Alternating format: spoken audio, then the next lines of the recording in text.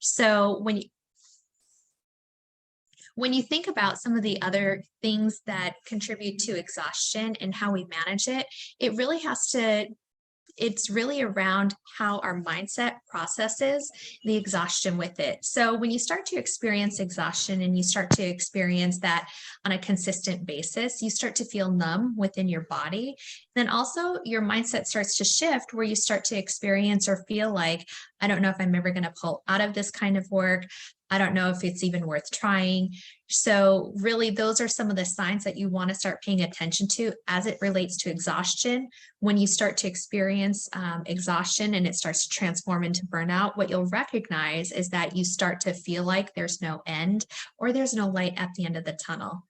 And when it comes to irritability and negativity, another sign that shows up when you're experiencing burnout is when you start to experience thoughts, or even when you start to express verbally any kind of cynicism or pessimism. When you start to make comments like, I don't know if it's even worth it anymore. I don't know if this is something that I can pull out of, or, okay, here we go again. We're just in the same cycle. Really, those are some of the certain flags and signs that you want to pay attention to as it relates to burnout. One of the last point that I'll make here is when it comes to recognizing signs of burnout, people will often experience just a complete drain out in the form of becoming more inefficient with some of the work processes. So if you start to recognize a trend in your own accomplishments, what you might experience is, you know what, I used to perform really, really well, and I felt like I could list off the top of my head a list of accomplishments of what I've achieved over the past week, the past month, or quarter. When you start to experience burnout, it starts to feel like you're no longer producing a good amount of outcome on your work output, or you might start to experience that, you know what, you're doing some of the same mundane tasks over and over, and it feels like that you're not pulling out of some of those mundane tasks to work on other things that you need to do that's on your workload. So those are some the three of the big signs that you want to pay attention to, or red flags, when it comes to burnout. So I'm curious, just in the chat, how many of you guys have ever experienced some of these signs of burnout? And you can just drop your comments in the chat. When you think about maybe your month-end reporting, quarterly, or even on an annual basis, some of the different activities that you need to do to close out your books. There now. Okay. Yeah, so we've got a few people that's commenting that, you know what, I'm starting to recognize some of those signs. I don't know about you guys, but did any of you guys find that it's interesting that 99% of professionals are experiencing burnout in your specific industry?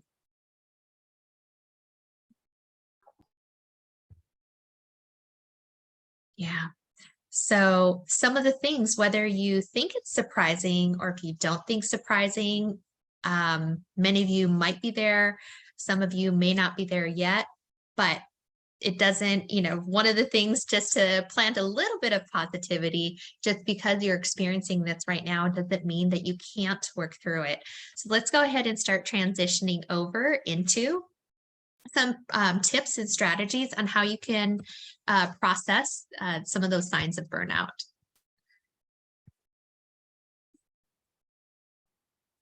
Okay, so some of the things when you're thinking about, okay, I'm starting to see some signals, or I'm starting to see some red flags as it relates to these burnout symptoms.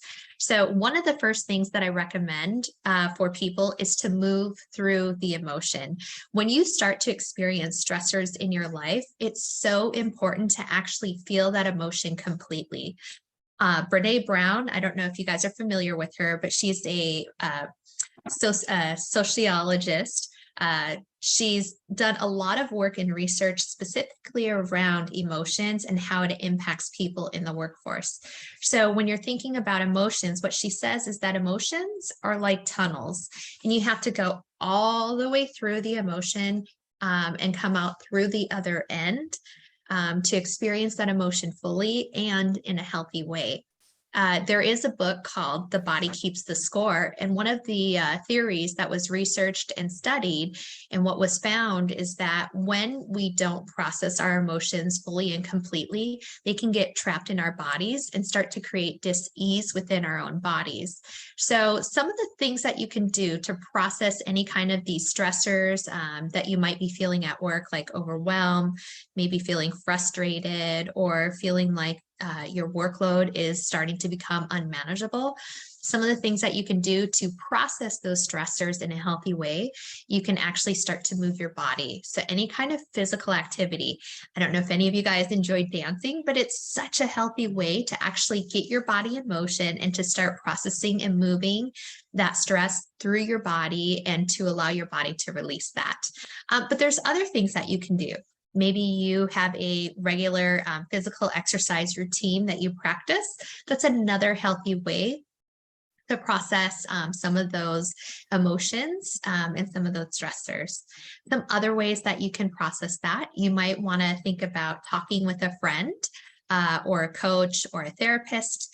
Some other things that you can do to really kind of verbalize or to verbally express that, you can try singing. And if you're someone who's not into singing, it's okay. There's other ways that you can process, and just to get your thoughts out completely, you can start a journaling practice to allow yourself the opportunity to express and get out some of those thoughts and feelings that you're holding from within.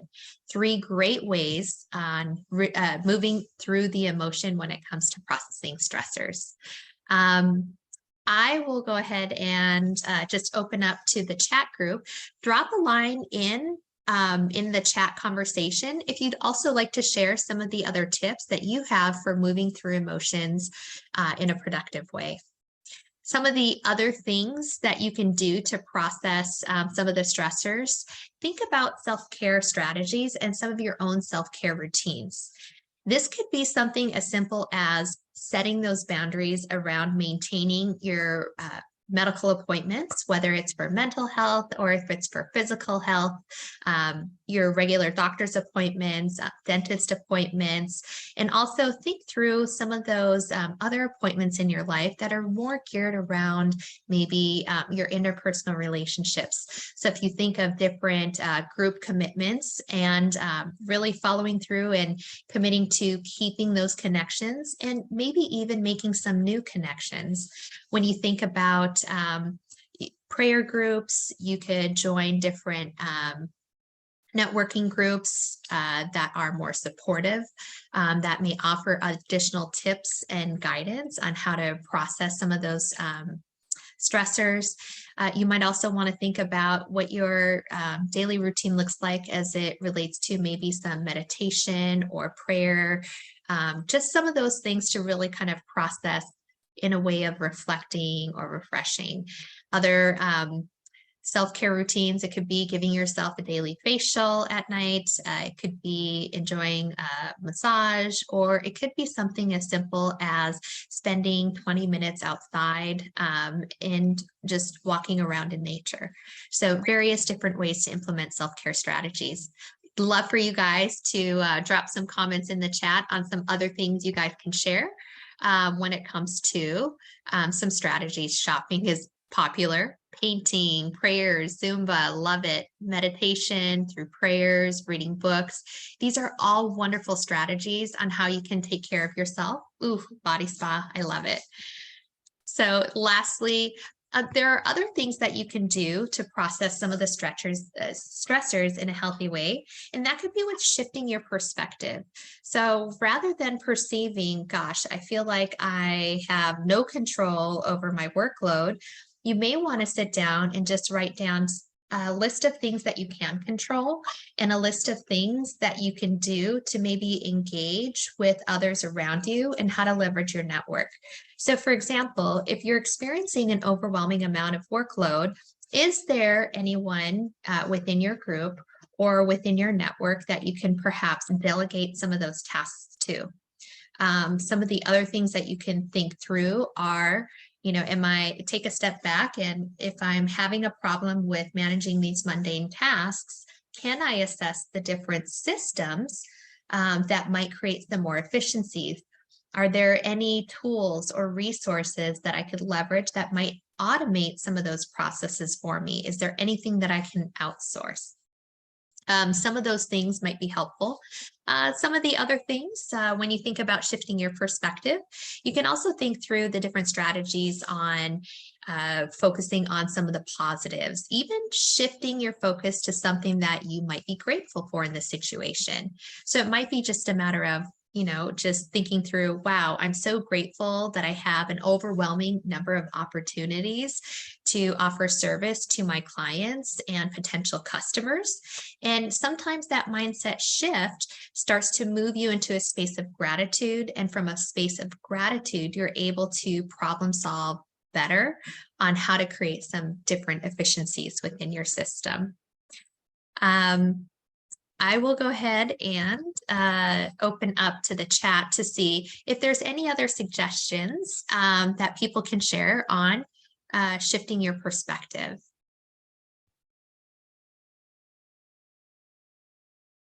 Okay. Loving all of these tips here on healthy ways for self-care strategies. Please continue to share some tips in the chat. No gadgets whatsoever. That's a great way to help manage some of your time and to implement with self-care. All right, so creating balance.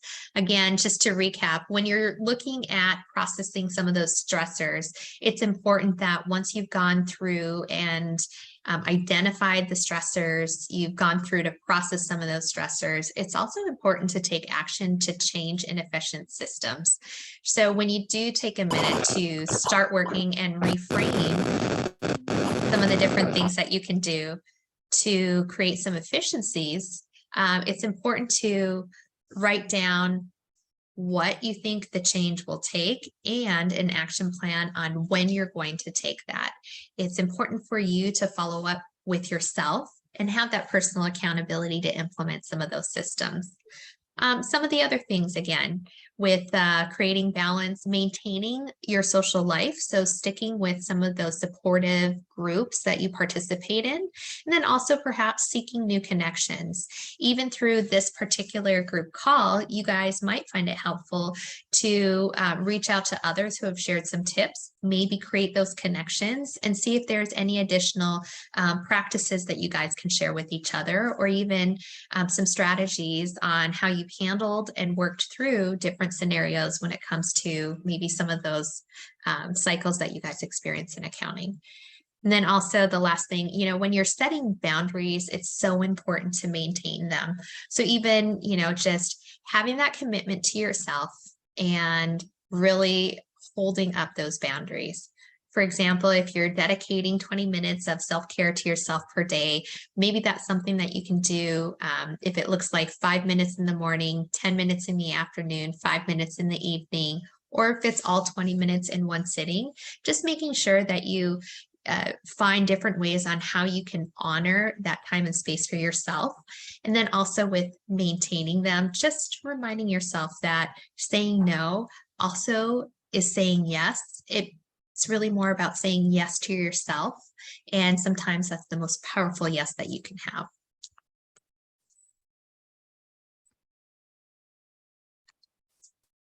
Okay.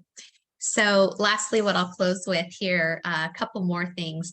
One of the things that I found interesting is that the amount of time it takes to recover from burnout. So through research, we've discovered that recovering from burnout can take 3 months to a year after you've gone through that burnout episode. So when you think about the long-term impacts of what stress can have on your health, the different diseases that it exacerbates, or sometimes even causes, it's important that you start to, when you recognize any signs of burnout, you start putting together an action plan or an intervention plan on what you're going to do to really start managing and processing and recovering from the burnout. The longer it takes for you to recognize and implement change, the longer it will take for you to recover from that burnout. So it's important to recognize early on and to implement different strategies. some of the different strategies. Just as a reminder, my recommendation is connecting with a therapist, connecting with a coach, or even connecting with a specific support group that can help you with processing some of those stressors and engaging in some of those relaxation techniques and activities. Lastly, what I'll do, I do have a special bonus that I'd like to offer you guys. For anyone that's listening to the recording or anyone that's participating live, I do have a complimentary journal that's available for this particular group. The journal is called The Resilient Journey, and it's really focused on creating a successful mindset and creating a strong mindset, and then also provides you with different journal prompts for you to practice maintaining that specific mindset. Yan, I'll turn it back over to you. All right, thank you so much. Is this free? So is this for the any member here who's watching or live? Okay, so for those who's watching live, Sharon will be giving away a complimentary journal. So just comment. I think Sharon and I are friends in Facebook, so you can ask a copy, tag her name. All right. So do you have any more questions, guys, to Sharon's or clarification on her presentation? Thank you so much for that wonderful presentation and explanation about how to, handle the burnout. So anyone can share or ask questions on the floor. Oh, thank you. It's been my pleasure. And I dropped the link in the chat. And then Yan, I'll message you with the journal and the resources. Thank you so much. Yeah. So any questions? I think we have some questions. What advice can you give to someone that has social anxiety? Yes. So if you've been diagnosed with social anxiety, it's important to continue working with your therapist on some of the strategies that you can do to manage around that. Now, if you have not been diagnosed specifically with social anxiety and you'd like more information on what you can do to process some of the feelings of anxiety when you step into social situations, I do offer 30-minute complimentary consultations, and I would encourage you to schedule a consultation with me so we can go over your unique scenario specifically. From a clinical perspective, if you are diagnosed with social anxiety and you'd like to explore some hypnotherapy techniques, I am a certified clinical hypnotherapist, and I can work with your medical doctor or your therapist on giving you some strategies on how you can overcome some of those anxieties. Thank you so much. I'm just wondering, what are those symptoms of social anxiety, Karen? It's the first time. Yeah, that's a great question. I think for each person, it's unique and different. Someone who shares information that they're experiencing social anxiety, it could be something like a fear of public speaking, or it could be something like a fear of going out in public. Depending on the severity or the scenario, it's unique and different. I had a client 2 weeks ago that came to me. She was a 30-year-old woman, and she had a fear of leaving her house without her parents. And through the sessions that I had with her, and after working with her, what we discovered is that it was actually something that resulted from an event that happened in her life at the age of 7. And she's been carrying that belief for 23 years. So after her first session with me, she was able to overcome her fear of leaving her house without her parents. Within a week, she went to go and explore 2 different locations. She went to a beach for one. She went hiking for another by herself without her parents. After her second session, she ended up flying to London to interview for her dream job. And then after her third session, she was successful in introducing herself to new people and is now creating successful networks after 1 month. So that's just one example of a social anxiety situation that I worked with recently. Yeah, so it's a good question. Karen, do you have any more questions to Sharon?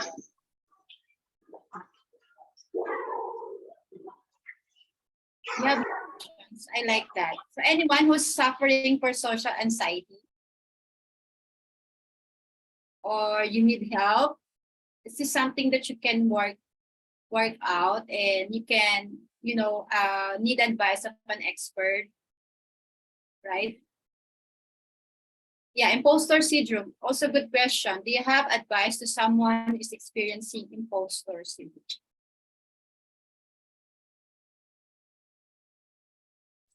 Yeah, imposter syndrome. The mindset journal will help you with some of that. What I've learned in most of my experience is that when we're experiencing specific issues or symptoms or behaviors, imposter syndrome usually is driven by an emotion. Those emotions might be emotions of feeling inadequate. Could be beliefs around not feeling like you're good enough. It's usually unique and specific, but in general, when it comes to imposter syndrome, it really has to do with confidence or feelings of not feeling like you're good enough. Some of the strategies with working through imposter syndrome is really just kind of reframing your mind. And you can work on different strategies to really kind of go through and do your own fact check. So if you feel like you're not good enough, yet you take a look at your experience and you kind of compile that on paper and say, you know what, I have these credentials, I've got this amount of experience, I've helped these clients become successful, or here are my transferable skills on what I've demonstrated well in the past, or similar scenarios on what I've done well in the past. And because that required resilience, confidence, and adaptability, and I've happen to be very adaptable and I happen to be very resilient, those are validation points, or that's proof that I can still continue to be successful in this new role or in this new area or specific technique, I guess. All right, thank you so much. Sorry, we have a lot of questions. So That's okay. Is anxiety same as burnout? It's anxiety is a symptom somebody experiences, and that feeling of anxiety might be a red flag for burnout, but there's a difference between feeling anxious and stressed and overwhelmed versus having an anxiety disorder. So if you have a question around, do I have anxiety, or am I just experiencing signs of feeling anxious because I'm stressed and overwhelmed? My advice would be to connect with a medical professional for their specific diagnosis on what you're experiencing. Yeah, thank you so much. Any more questions? Sharon, do you have any social media that they can follow, or you can send us your link?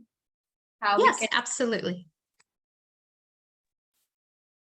So while waiting, guys, so do you have any more question to Sharon? Hi, Miss Shan, can I raise a question to Miss Sharon? Sure.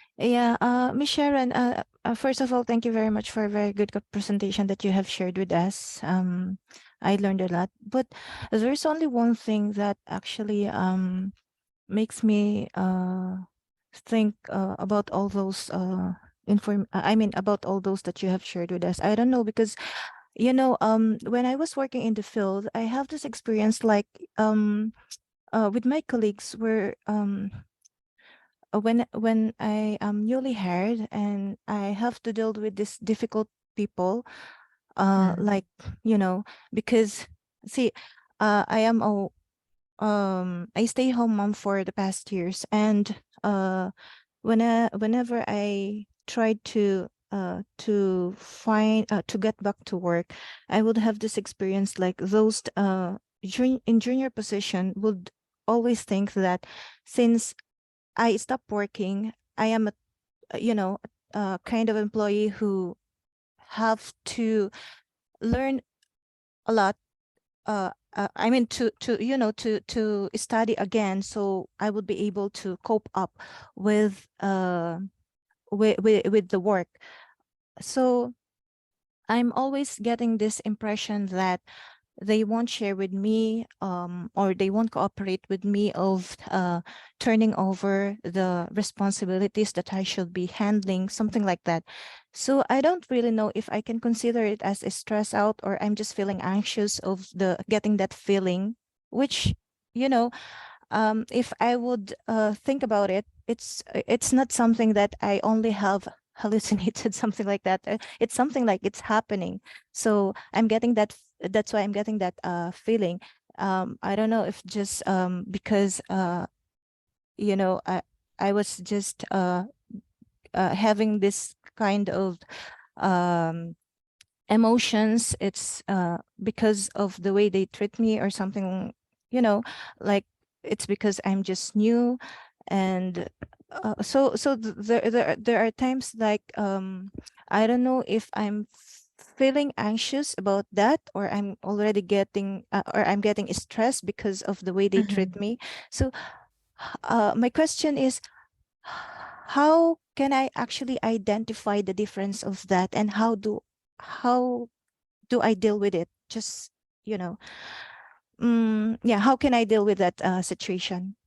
Yeah, so such a good question. The first thing that I want to do is recognize, or have you recognize, that your feelings are very, very, very valid, and what you're feeling is completely okay for you to experience.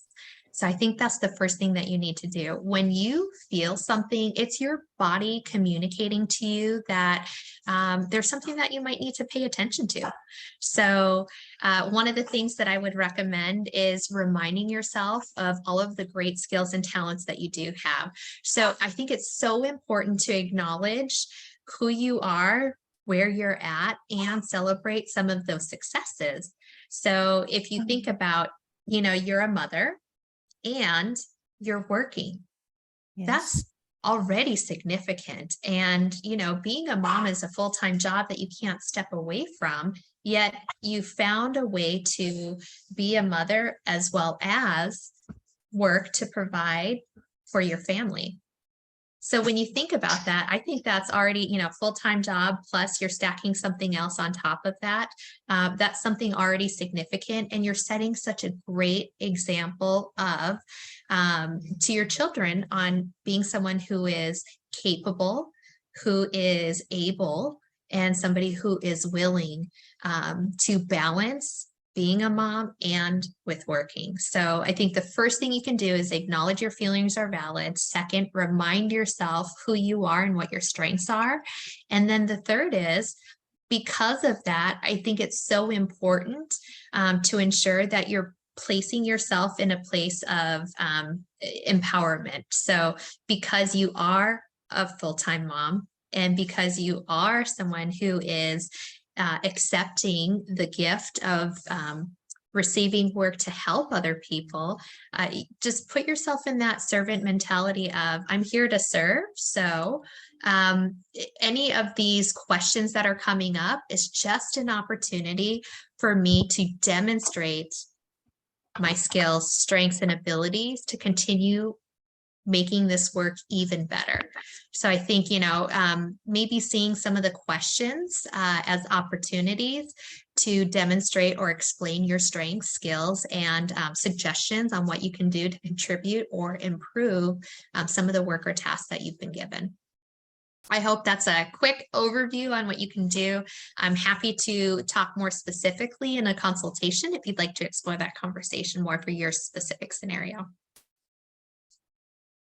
Thank you so much. I think so much value that we're getting right now. So although I know we have a lot of questions, and most of you are mommies, so sometimes I think that's a matter of perspective, or because as a mom, most of you can relate, right? You're juggling to work, to your daily tasks. So I think this is where they're coming from, right? So who can relate? Who are here are moms, aside from me, of course, who can raise their hands and can relate. So yeah, you can raise your hand. So most of us can relate the burnout and the stress level, right? So I think Sharon, can you accommodate two more questions on the floor? Can I read? Absolutely. Or you can unmute yourself, guys, so we can hear you. Hi. Hi. Hello. Hello. Hi. Hello. Hi, Sharon. I'm really glad that you've given us some time to explore, a part of ourselves that are, you know, uh, we're not really accustomed to share or express with anyone. So I do have some questions regarding what do you like, how do you cope, or how do you process trauma when it comes to situations that are very traumatizing at work, like for example, like a boss who had, you know harassed you, there's like especially for accountants, like they have been like they found out a thing or two about the company, and it you know gave some negative impact Mhm. over their career, with regards to their personal relationships, Okay. into uh, or like, how do you cope also with layoffs, for example? Like, how do you like recover from those kind of situations? Yeah, that's very a lot of people, what I'll say is it's a great question, because that question that you have is probably the same question that many people have, even on this call. As a human resource executive, working with several different organizations for nearly 20 years. What's so important is that when you're experiencing this, depending on the different labor laws of the country, state, region that you're working within, your human resources professional will be able to help you with navigating the work environment in a way that is legal and supportive for you. I'm not too familiar with the international labor laws over there in the Philippines. I can speak to in the United States, there are different laws that will protect someone from retaliation if they do report any kind of behaviors that are not professional for the workplace.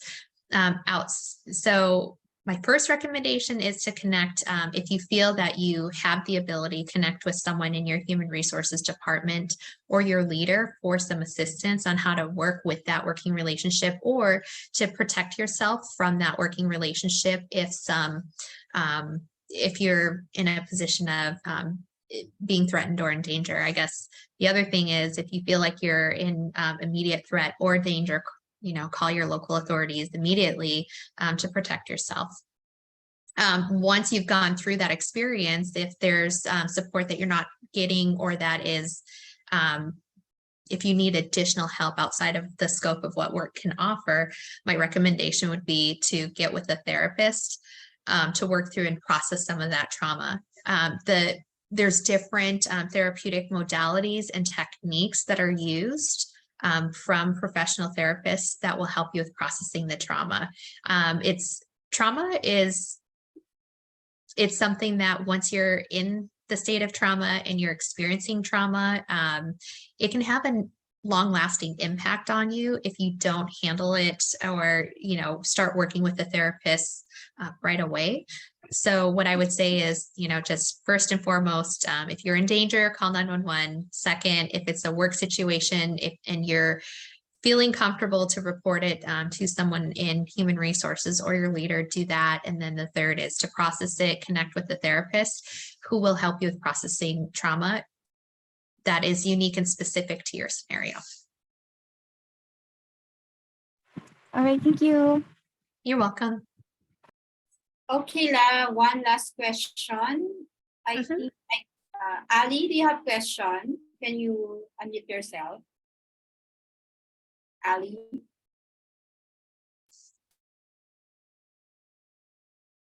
Or do you want me to read the questions? Or question is how to help those people who are experiencing depression, anxiety to push and go on with their life. Yeah, stress and anxiety and depression, sometimes you feel like that you can get stuck in this cycle and it's so hard to get out. So some of the simple strategies that you can do is start with a self-care routine. It's really kind of identifying, okay, in order for me to take care of others, I have to first take care of myself. If I'm not taking care of myself, I will probably have a harder time taking care of others. I often explain to people using this analogy that if you have a car and the battery is dead, you have to jump that car battery with another car battery. If the car battery comes by to jump the fully dead battery and the battery is only half charged, guess what happens? If you try to jump the car with an empty battery, both of the car's batteries drain. So you have to have a full battery before you can jump a dead battery.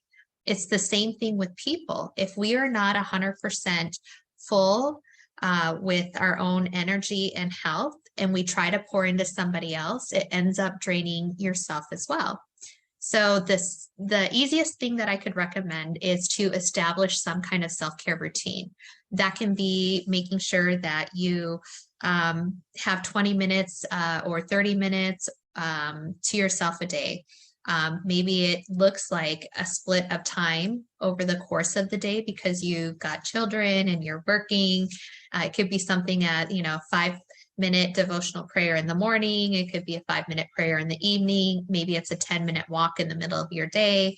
Find something that works for you in the way of self-care. It could be, maybe giving yourself a mini facial once a week. Maybe it's exercising regularly and keeping that commitment to yourself that you're going to exercise regularly. It could be another form of self-care that I think is often overlooked is keeping your doctor's appointments. So if you've got a medical doctor that you're seeing on a regular basis or a dentist appointment, I think that's important as well. And then also setting aside, some time with your loved ones, whether it's your partner or your family members, maybe it's your children, maybe you dedicate, one evening a week where you have some healthy time on how you guys spend that time together. Maybe it's a recreational activity like playing a game. Maybe it's going to a movie, or maybe it's, experiencing some kind of vacation or event. I think it's important to keep those relationships nourished because that's you're pouring into that relationship. They're your support system. So it's just important to, overall take care of your health through self-care. Lastly, if things like meditation, physical activities, whether you practice yoga, martial arts, exercise, go to the gym, dance. Maybe it's something as simple as cleaning your house because that's physical activity too. Finding some way of having that will help with reducing that. If you're not finding relief through those simple self-care exercises, my recommendation is to get with a coach or therapist to help you with finding and bringing balance back into your life. All right, thank you so much, Sharon. And again, can we have a comment if you're happy with our discussion for tonight? Just to say also thank you to Sharon for having us here and very fruitful and valuable Tuesday evening.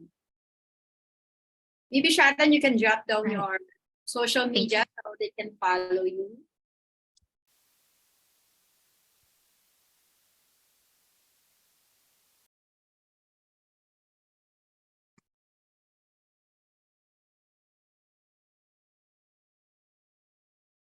I created the poll just to check if you're satisfied with our webinar for tonight. So we're looking forward for more webinars from Sharon. And if you need her service, feel free to do so. So again, we're friends in Facebook, so you can search her name and you can add her if you need more help. Thank you so much, Sharon. And I know it's a short notice since I think 2 weeks, 3 weeks ago. And you say yes immediately when I invited you. We really appreciate your time. I know you're a busy mom and it's morning right there. So thank you so much. Thank you so much. It's been a pleasure. Okay, before you leave, we have, of course, our favorite portion, the picture taking. So we can have a souvenir. All right. Are you ready, guys, for a favorite part? Let's open our camera. Okay. First slide. 1, 2, 3. Second slide.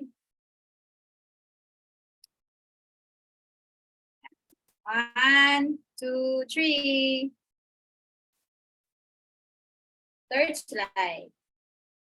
Because I will share this to Sharon. Fourth slide.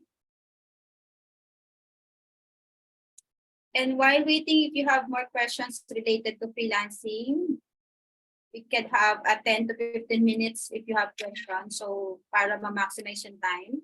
And don't leave, we will have a quick prayer for Tatay George, if you don't mind. Again, thank you so much, Sharon. And we value again your time and your commitment to us. Looking forward to meet you. You can come to the Philippines soon.